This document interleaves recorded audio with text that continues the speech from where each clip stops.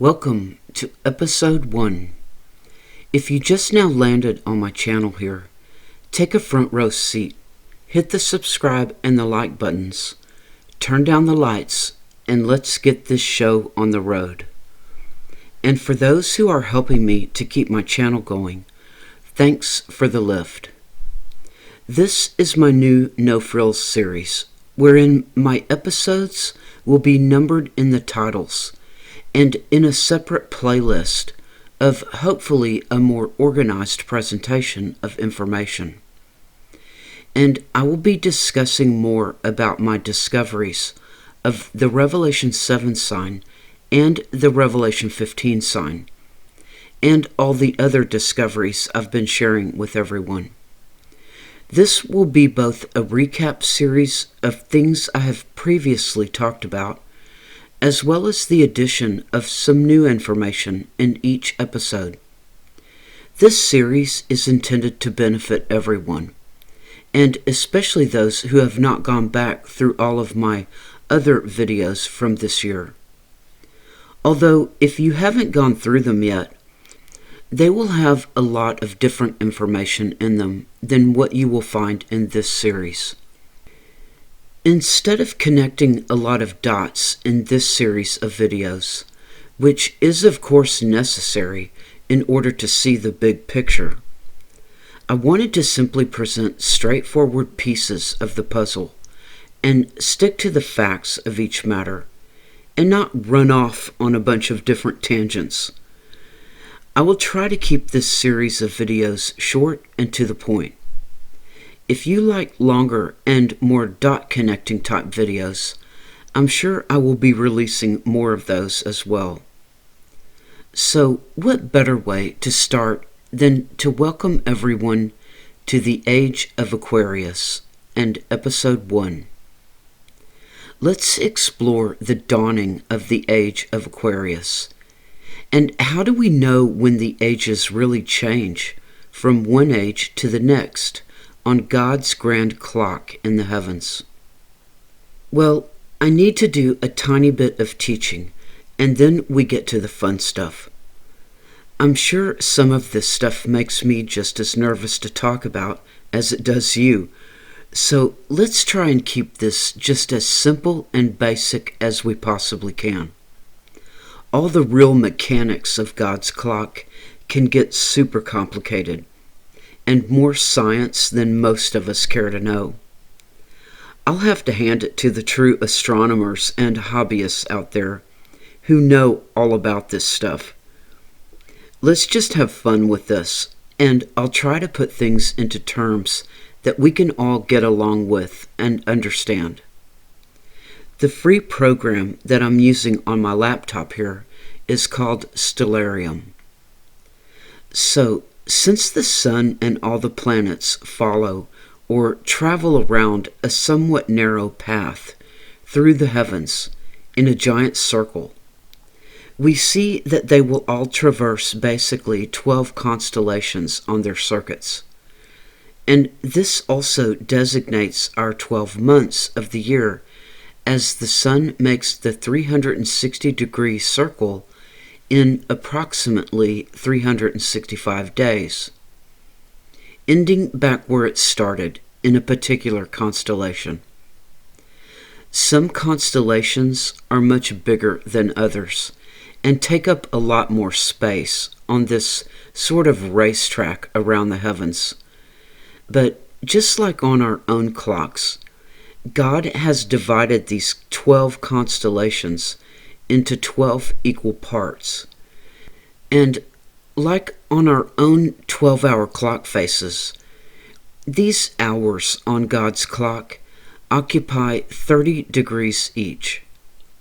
Even if things like Virgo's head or legs are sticking into someone else's allotted space on the clock, because her constellation is really huge in the heavens.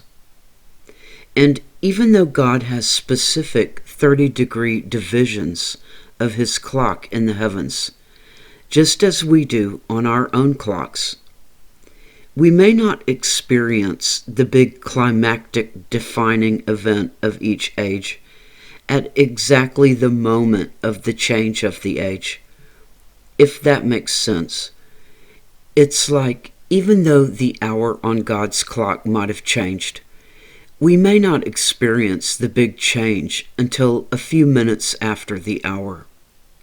Like someone being a few minutes late to the party.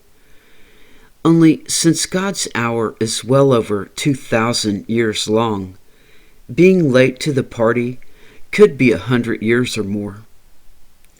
But don't let this fact throw you off. Each age, as the clock is evenly divided, is approximately 2,160 years. And I say the climactic event because there are major events that will mark an age, such as Abraham leaving the city of Ur, known as the City of Light, and striking out to conquer new lands and build new nations beyond ancient Mesopotamia. That was near the beginning of the age of Aries, and known as the age of Abraham and Moses. And of course, the defining event of the age of Pisces was the birth and crucifixion of Jesus Christ, which started the church age and the fishers of men, and a new covenant with God. And most people think of the arrival of the Messiah as the beginning of the age of Pisces. But it really wasn't. The age of Pisces actually began around 145 BC, according to the 30-degree divisions of God's clock. The ages are of course designated by the 12 constellations of the ecliptic that the sun travels around, which is the general path that the planets and sun will travel through in their circuits around the heavens, and not deviating from this path by much. It is the path that our sun appears to take throughout its yearly course, and through these 12 constellations that everyone is familiar with. These ages on God's clock are due to what is called our precession, which causes it to appear that our backdrop of stars is ever so slowly flowing across the heavens, like a slow, lazy river throughout time. So our stars over long periods of time will not always rise in the same place. For instance, if you are watching the equinoxes, when the sun will rise twice each year exactly due east, once in the spring and once in the fall of each year. The point on God's clock where these equinoxes occur in the heavens will actually shift by 1 degree every 72 years. And over the course of 128 years, more than a lifetime, the place in the heavens marking the equinox will shift by 1 day.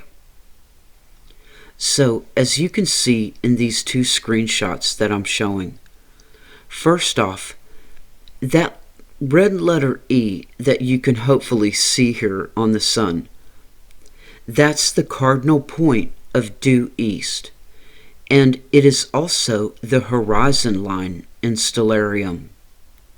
If I were to turn on the horizon line in this program, everything below that letter E would be blacked out because it would all be below the horizon, and you would be seeing the sunrise on the horizon at exactly due east, on that letter E. And you will see that in a lot of my videos when I turn on the horizon line. So on the left here, I'm showing what the backdrop of stars looked like at the beginning of the age of Pisces, around 144 BC. The spring equinox occurred sort of below the tail of that first fish of Pisces. Then on the right screen, I'm showing the year 2024, and we see what the backdrop of stars looks like in the east at the spring equinox now, with the sun rising under the belly of that other fish of Pisces, the fish on the right side. In very ancient times, that fish on the right wasn't even seen as a fish. It was seen as a swallow that was tethered.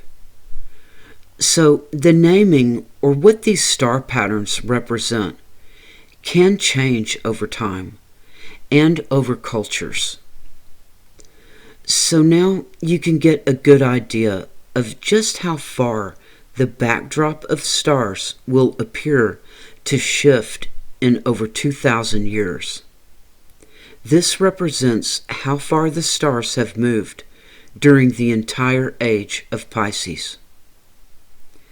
In this screenshot from 2024, and about a month after the equinox, you can see that the sun takes little steps each day and continues on his merry way through the 12 constellations and making his complete rounds in 365 days, and will again be sitting on that big red E below the belly of Pisces next year at sunrise at the spring equinox. So while the sun and the planets are all zipping around the track and through the constellations on God's clock, all the stars that are rising due east or setting due west in the heavens will not change as far as which stars are actually rising due east each day, if that makes sense. In these screenshots here, I'm showing various stars that we see rising nearly due east these days, at various times throughout the 24 hours each day. All the stars that will rise due east will remain the same throughout the year. It's called the equatorial grid and a great navigation system because over a whole lifetime, the backdrop of stars isn't really going to change that much. We can barely even perceive the shift. We will see this same thing all the time, no matter what time of year it is, because we don't really perceive that this curtain of stars is moving at all. It appears to be very stable and only shifting by 1 day every 128 years. So that's probably the basics of God's clock that we really need to understand to investigate the changing of the ages. It's all about which stars or which constellations are rising in the east or due east. So the next step is to know that the stars also rise at an angle. And the closer you are to the equator, the less of an angle they rise at. And the further toward the north or south poles you are viewing from, the steeper that angle will get as far as the stars rising.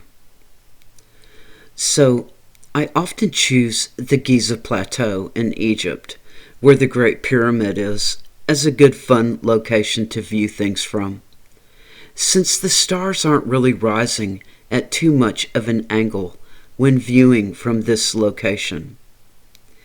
This is more of an overall view, so you can see what I'm looking at here when we zoom in super close in a minute. The E for east is the 0-degree line of the equatorial grid, showing the angle that the stars will be rising at on the exact line of due east. So what I'm saying is, as the stars rise, Anything on this 0-degree line that I've got the red arrows on will be what is rising exactly due east throughout the 24-hour period.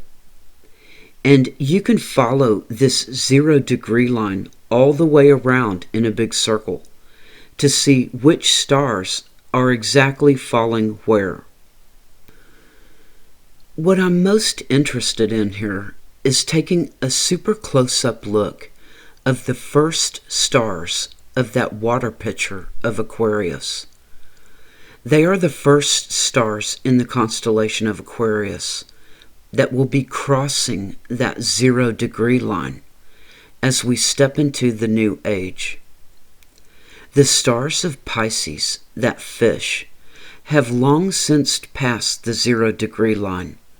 So you can say that we are no longer in the age of Pisces, because for quite a while now, the stars of Pisces are no longer rising due east.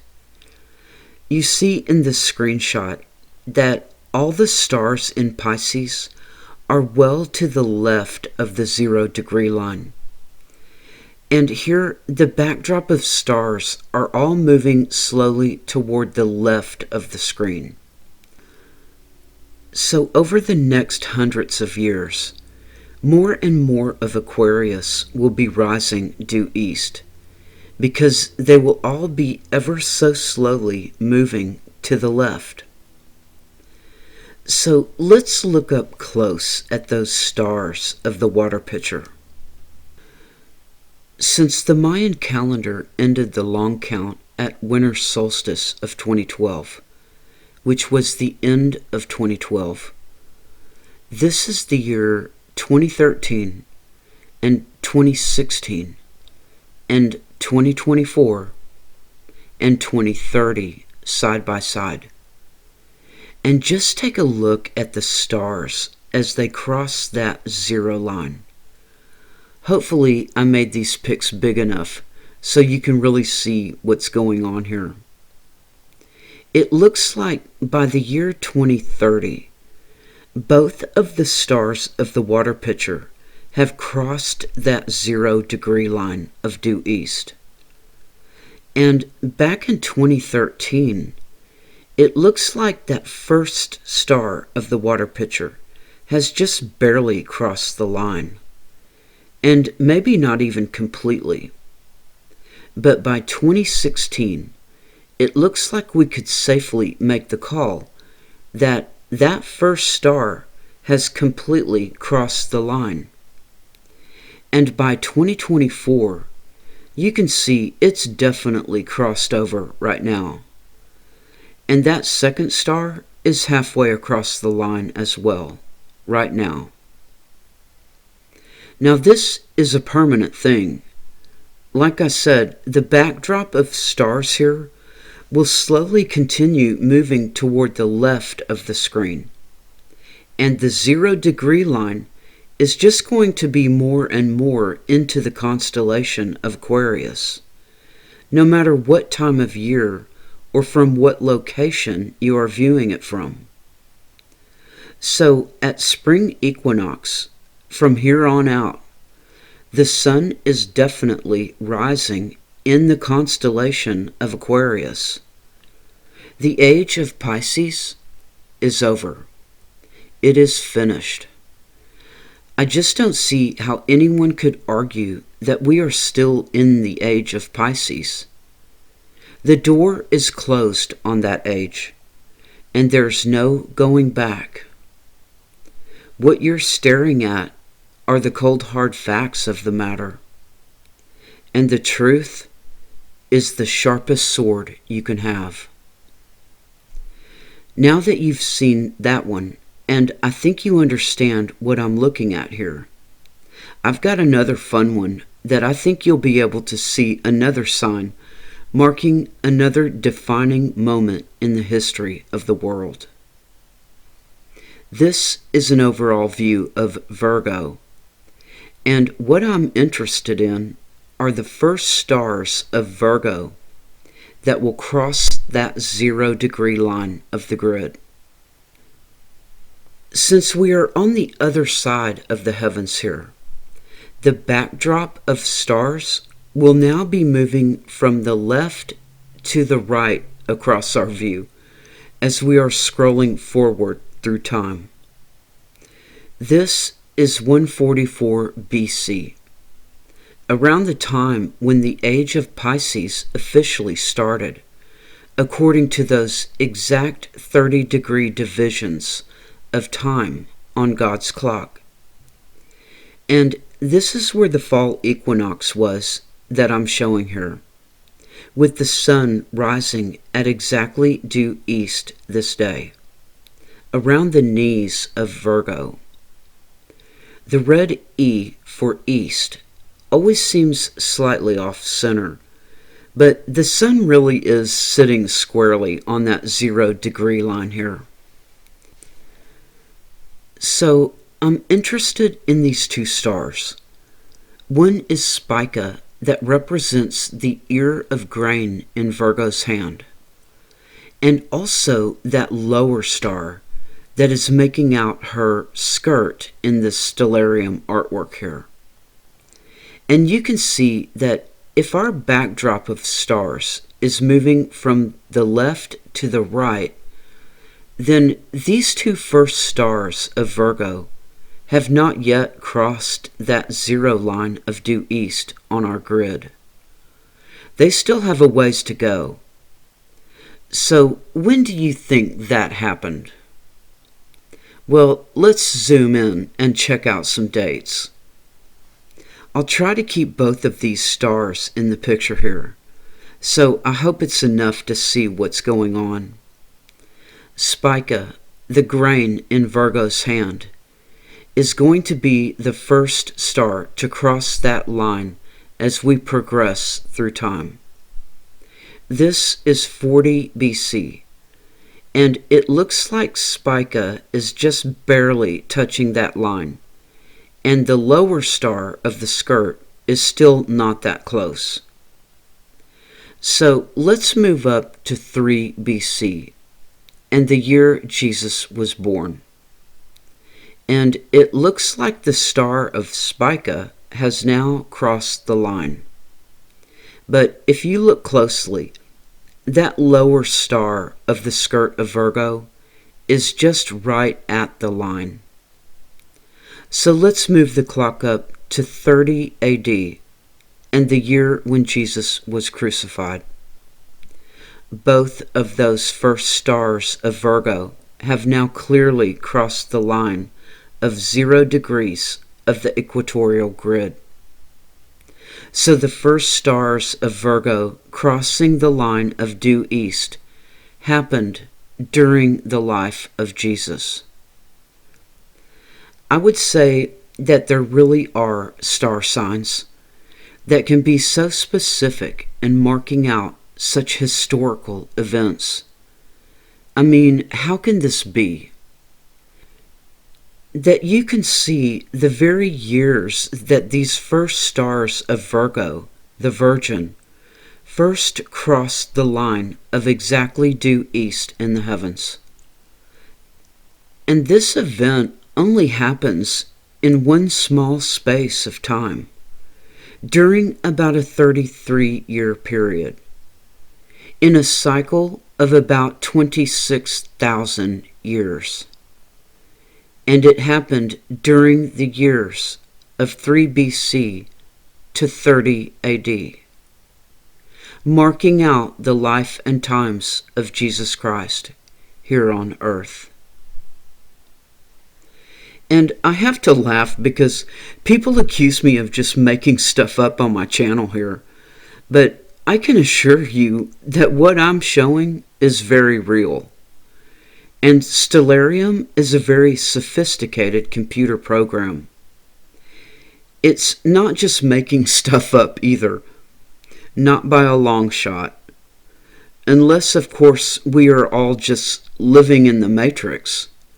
But you cannot deny that the universe was created by a divine power.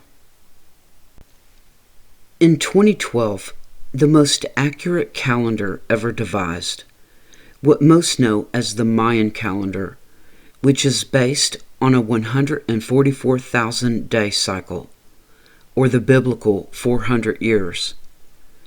Well, on winter solstice of 2012, that calendar ended a long count cycle after over 5,000 years, and it was the end of the fourth world.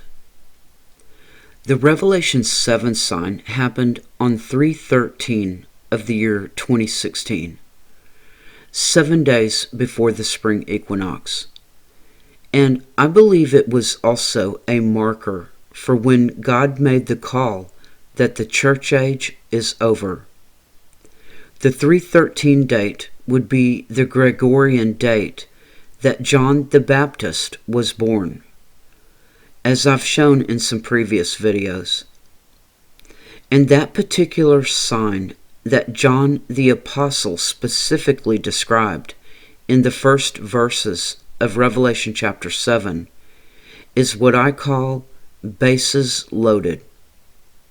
And I'll describe that sign again in an upcoming short series video here.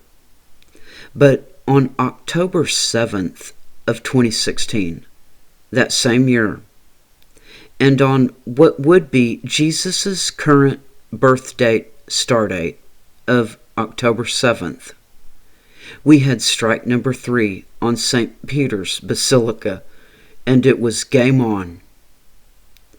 So, any way I look at it, I'm certain that by 2016, the age of Aquarius had officially begun.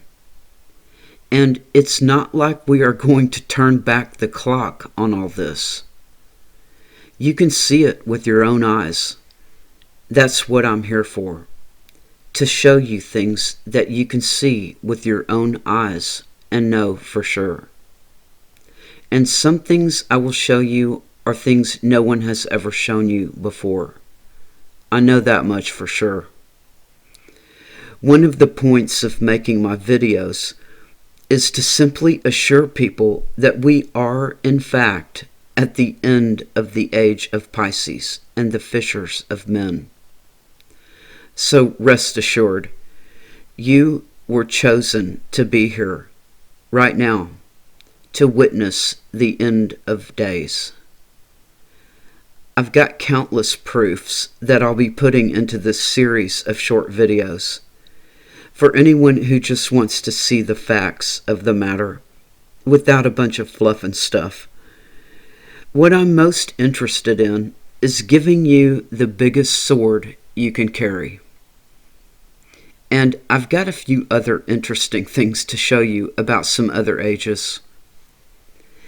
And since the equinoxes only move by 1 day or 1 step of the sun in 128 years, these exact year dates of the screenshots that I'll be showing you here are not that critical. So don't even try to argue that I could be off 10 or 20 or even 100 years. It's not critical to what I'm showing here. I mean, these screenshots of the general overall view of the changing of the ages, it's going to look exactly the same 50 years either way. So I think I'll just make the year 2016 my starting point to count from. And with Stellarium, you have to subtract 1 year when you move into the BC era, because Stellarium counts the 0 year. But I'm not concerned with that right now. 1 single year is not going to make a bit of difference in what I'm about to show you. This is what the fall equinoxes look like at the start and at the end of the age of Pisces. The fall equinoxes have been in Virgo for a long time, and it will be a while longer before she is completely out of the picture at the equinox, and it's off with her head. At the start of the age of Pisces, she was on her knees on the horizon at the equinox. And at the end of the age of Pisces, she is now being beheaded on the horizon at the fall equinox. as Leo will quickly be taking his position and his corner of the earth as the ruler of the fall equinox for the age of Aquarius. Some say the four corners of the earth are north, south, east, and west, but it's really God's divisions of the darkness and the light, the two equinoxes and the two solstices each year. And there are four beasts in heaven that occupy these positions during each age.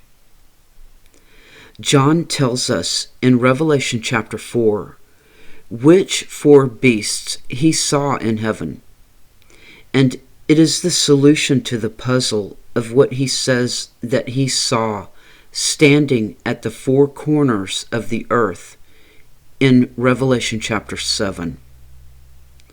When he gives us the four beasts in chapter 4, he's talking about the age of Aquarius, and I'll show what he means in Stellarium in a second.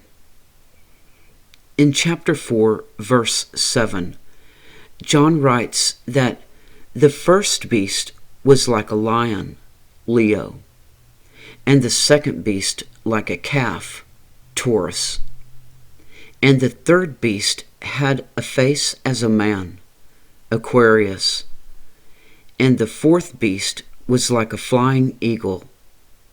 That would be Scorpio, which has been known as an eagle in the past. There is some sort of ancient story about the scorpion changing into an eagle to escape the arrows of Sagittarius. And I think during the time of Abraham, this constellation was called an eagle. So this is what the wheel of heaven looks like. And John did give these in order around the clock. I've gone into quite a bit of depth with these wheels of heaven, so I won't go into it all in this video. So John tells us that he is looking at the age of Aquarius by naming these four beasts of heaven in chapter 4, verse 7. And the chapter 7 sign points us to a specific date in 2016. Much like the Revelation 12 sign points us to a specific date in 2017. And then the Revelation 15 sign points us to a specific date in 2024. So there really can be no question as to what time period John is giving us in the book of Revelation. And he also talks about a lot of the specific signs going on in the heavens during these years, such as the three great American eclipses. I'll go over in detail again in this series soon, with all my documents explaining it all better. This is what our four corners looks like right now in Stellarium, so you can get a visual of our current equinoxes and solstices as we begin this new age. This is the spring or vernal equinox, which usually falls around March 20th. And as we've all sharpened our swords a little, we know that the sun is actually beginning to rise in the constellation of Aquarius now. This is what the fall equinox looks like now, and it happens around September 21st or 22nd. About all we can see of Virgo at this point is her head, and after another few hundred years, we won't see her at all at the fall equinox. It will simply be Leo roaring off the horizon. This is sunrise at summer solstice, which used to show us the Gemini twins during the age of Pisces.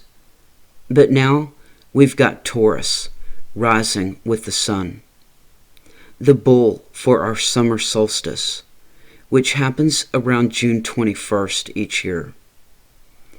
And this is our winter solstice now, And we can't even see any of Sagittarius anymore. All we have is Scorpio for our sunrise moment of winter solstice, which happens around December 21st each year. So those are the four beasts in heaven that John saw when he was shown the future. So we know he's talking about the age of Aquarius. We hope that he's talking about the very beginning of the age. And as we read through the book of Revelation and solve his puzzles of signs in the heavens that he spells out that he saw, we are able to pinpoint exact dates. And the more we solve, the more revelation begins to unfold for us. Just as we were given a specific date of the Revelation 12 sign that was solved about 8 years ago at least, I have solved 2 of the other signs and a lot more stuff that John is telling us about in Revelation, along with a lot of clues that he gives us in his gospel. So let's just take a general look at which stars were rising in the east when the official changing of the ages occurred. Using my starting point of 2016 and subtracting or adding the 2,160 years for the length of the age, I wanted to take a look at the start of the other ages. These are 3 screenshots of the stars that were rising due east when each of these ages began. I mean, we couldn't ask for better signals than these. Just like the start of the age of Aquarius right now. You can see that the stars that were rising due east at the start of these other ages are of great significance for that age. For the start of the age of Aries, which was the age of Abraham and Moses, we have the star of Hamal rising due east each day, also known as the ram's horn or the shofar, which was such an iconic symbol for that age and the times of the Jews. For the start of the age of Pisces, we have the star of the harvest rising due east each day. It is the star named Spica, which is the ear of grain in Virgo's hand. And to end the age of Aquarius, we have the king star Regulus in the heart of Leo, rising each day in the east. It will also be the point of the equinox when the age of Aquarius ends, and marking what I call the stargates, which are simply the 2 equinoxes at the changing of the ages. It's all so significant, and only God could do all this. Blowing the shofar or ram's horn to begin the age of Aries, with the real defining stars of the age being Abraham and Moses. And then in Virgo's hand, that sheaf of wheat or grain ripe for the harvest, and the real star of the age being our Jewish Messiah, who came for the real harvest for God. And we all know what's coming for the age of Aquarius. And after another 2,000 some odd years, we will have the king star of Leo, the Lion of Judah, rising each day in the east to mark the end and the start of a whole new age.